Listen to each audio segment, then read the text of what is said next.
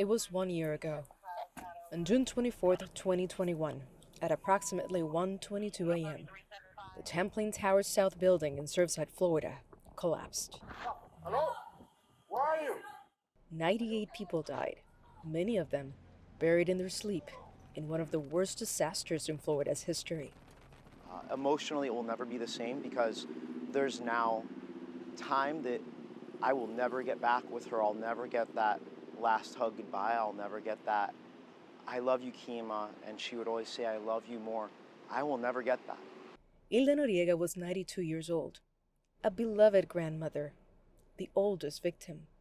We did life together. She was with us almost every weekend. So although she was 92 years old, extremely independent, great social life, she lived for her family. And so pretty much every weekend, or at least every other weekend, she would go from her place over here to my parents' place. And Survivors and family members gathered at the site Friday to remember their loved ones. The U.S. First Lady Jill Biden and Florida's Governor Ron DeSantis came to pay their respects. We honor the light you found in each other, a fellowship that you never wanted to be a part of, but draw strength from just the same. The Surfside condo collapse is the third largest structural failure in U.S. history.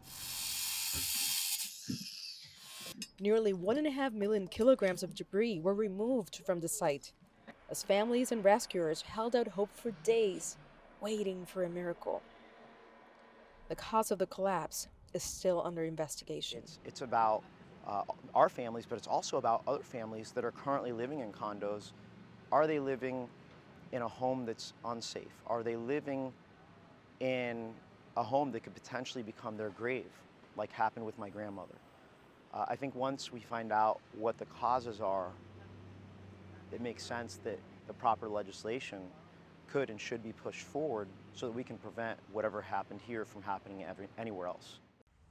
A Florida judge just approved a $1 billion settlement for those impacted by the tragedy.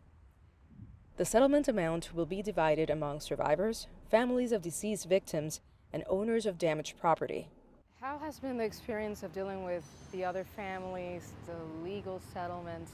How was that process?